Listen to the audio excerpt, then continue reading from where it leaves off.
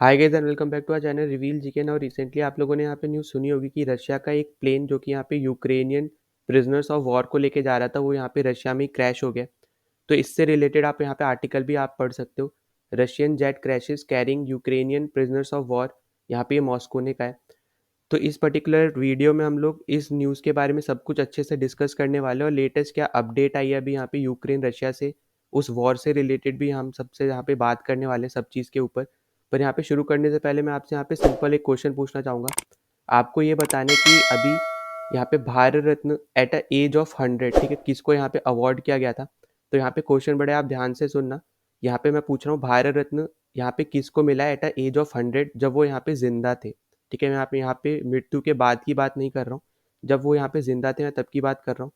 तो अगर आपने मेरा पिछला वीडियो देखा है तो आपको ईजिली इसका आंसर पता होगा।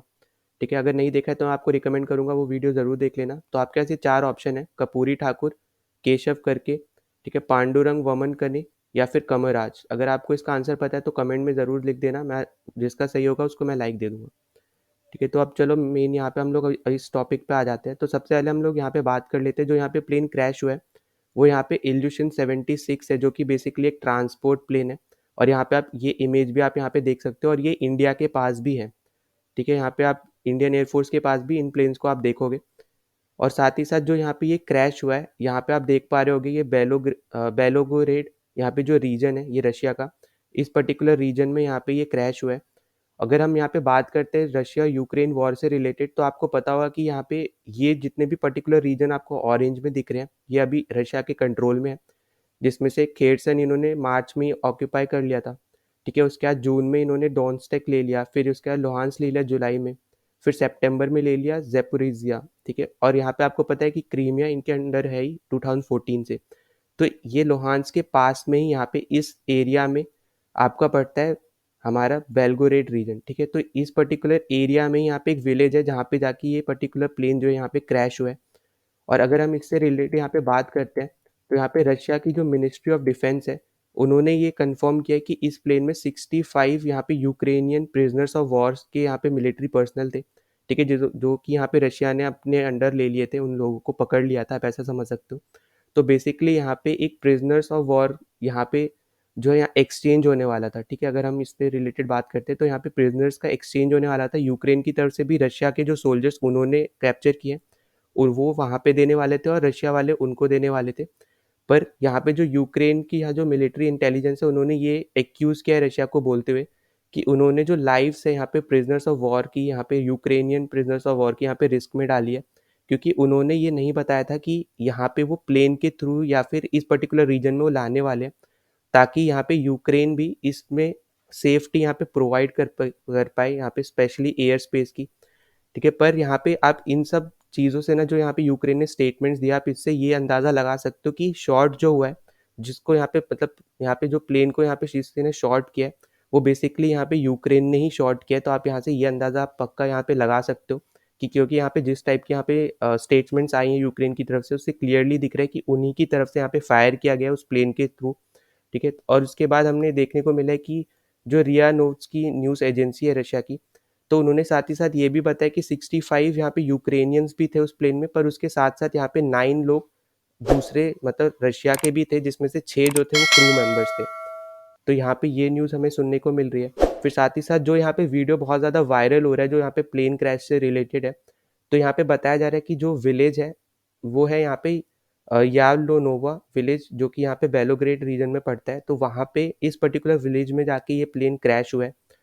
और साथ ही साथ जो यहाँ के गवर्नर है, ठीक है, जिनका नाम है ग्लैडको, तो इन्होंने ये बोला है कि ये जो प्लेन क्रैश हुआ है वो रेसिडेंशियल एरिया में क्रैश हुआ है और एक भी इंसान बचा नहीं है, मतलब जितने भी इसमें लोग थे वो सब के सब यहाँ पे मारे जा चुके हैं। यहाँ पे ये इन्होंने गवर्नर ने यहाँ पे ये चीज़ बोली है। और यहाँ पे आप इस मैप के थ्रू भी आप देख सकते हो कि ये आपका रीजन है, ठीक है, बेलोग्रेड रीजन, उसमें एक सिटी है बेलोग्रेड और उसमें एक विलेज है यहाँ पे यालोनोवो। ठीक है, तो यहाँ पे ये प्लेन क्रैश हुआ है।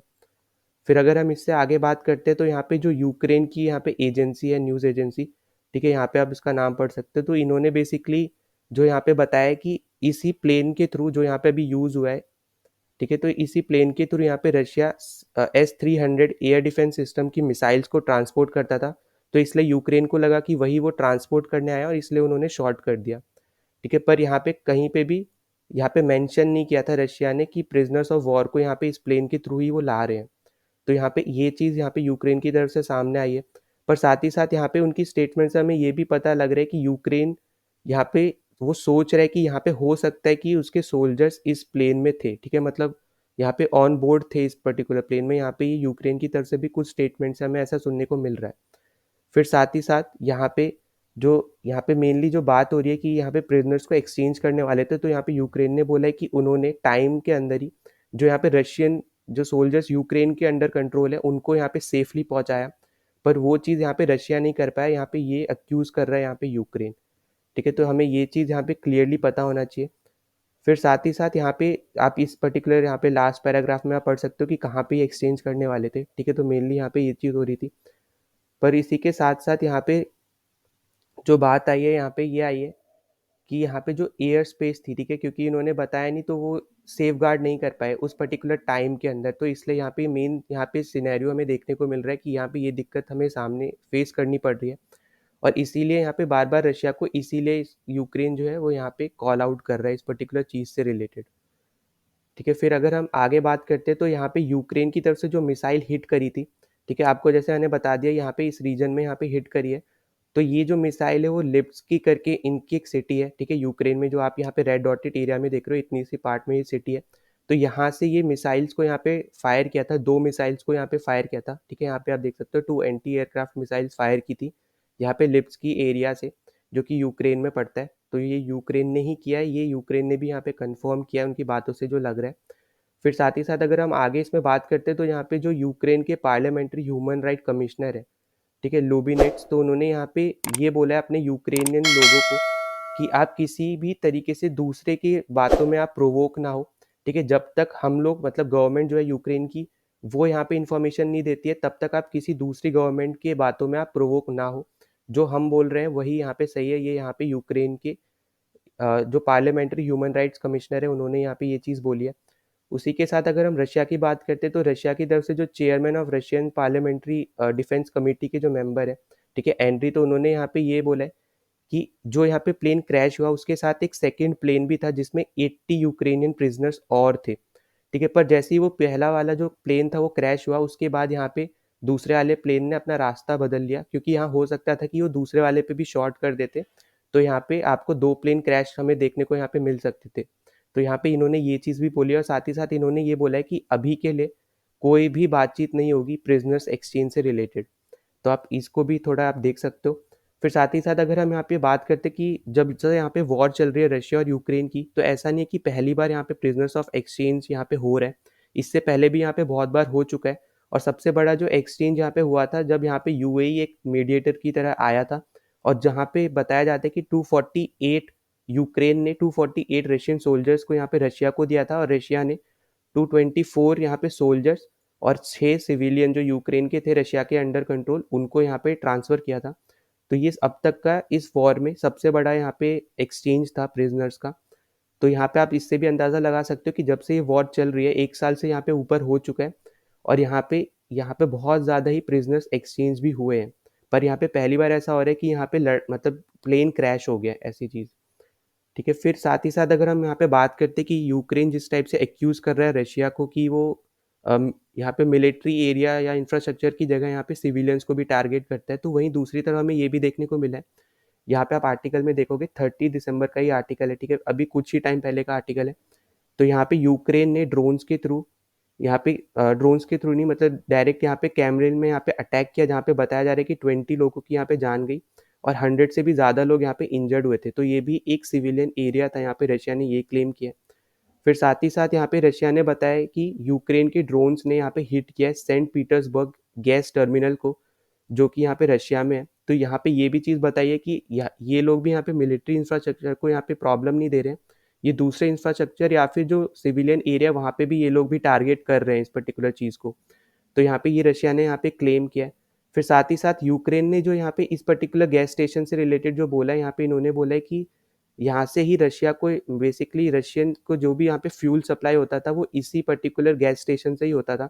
तो इसलिए यहाँ पे ड्रोन अटैक किया है रशिया ने, और साथ ही साथ इन्होंने बोला है कि इससे रशिया को इकोनॉमिक ब्लो मिलेगा। पर अगर आप यहाँ पे ध्यान से देखो, जब से यहाँ पे यूएसए ने सैंक्शन लगाया था, तो यहाँ पे रशिया की जो $1 पे जो रशियन रूबल था वो 130 के अराउंड था, पर अभी अगर आप प्रेजेंट टाइम में देखोगे तो 89 पे आ चुका है। तो इससे भी आप अंदाज़ा लगा सकते हो कि पुतिन ने कितना अच्छा काम किया उनके लोगों के लिए, क्योंकि 130 से 89 पे आना ही बहुत बड़ी बात होती है जब आपके ऊपर इतने सारे सैंक्शंस लगे हुए हो ऑलरेडी। तो इससे भी आप यहाँ पे अंदाज़ा लगा सकते हो। वहीं दूसरी तरफ अगर हम बात करते हैं यूक्रेन की, तो अगर आप देखोगे ना इस पर्टिकुलर वॉर से रिलेटेड, तो आपको देखने को मिलेगा कि यूक्रेन को बहुत ज़्यादा फाइनेंशियल एड यहाँ पे पहुँचाया गया है दूसरी कंट्रीज़ के थ्रू, इसलिए उनकी इकोनॉमी अभी भी सेफ है। जैसे अगर आप यहाँ पे कंट्रीज़ यहाँ पे आप देखना चाहो, यहाँ पे बहुत ज़्यादा कंट्रीज़ आपको देखने को मिलेगी, अल्बेनिया, ठीक है। अगर हम यहाँ पे सिर्फ फाइनेंशियल एड की बात करते हैं तो इनको बिलियंस ऑफ डॉलर्स में, ठीक है, यहाँ पे एड मिली है हर एक कंट्री से, ठीक है। अगर आप यहाँ पे अल्बेनिया को भी देखते हो तो 1 मिलियन यूरोस यहाँ पे इन्होंने डोनेट किया है, ठीक है, फाइनेंशियल एड दी है यहाँ पे। वहीं अगर हम यहाँ पे बेल्जियम देखते हैं, ठीक है, फ्रांस, जर्मनी, क्रोएशिया, ठीक है, चेक रिपब्लिक, डेनमार्क, यहाँ पे आपको मेनली सब यूरोप कंट्रीज मिलेंगी या फिर अमेरिकन कंट्रीज मिलेंगी, ठीक है, अमेरिका, यूएसए, कनाडा हो गया, ठीक है, ये सब कंट्रीज आपको देखने को मिलेंगी।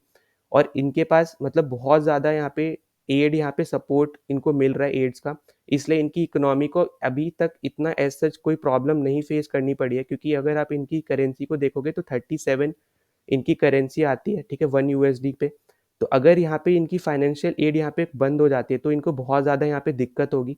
ये हमें अभी जैसे फिलहाल में भी यहाँ पे देखने को मिल रहा है। जैसा आपको पता होगा कि यहाँ पे यूएसए की जो यहाँ पे असेंबली है, उन्होंने भी यहाँ पे $61.5 बिलियन जो यहाँ पे जो बाइडेन की गवर्नमेंट चाहती है कि यहाँ पे यूक्रेन को एड में मिले, वो यहाँ पे भी स्टॉप कर रखा है।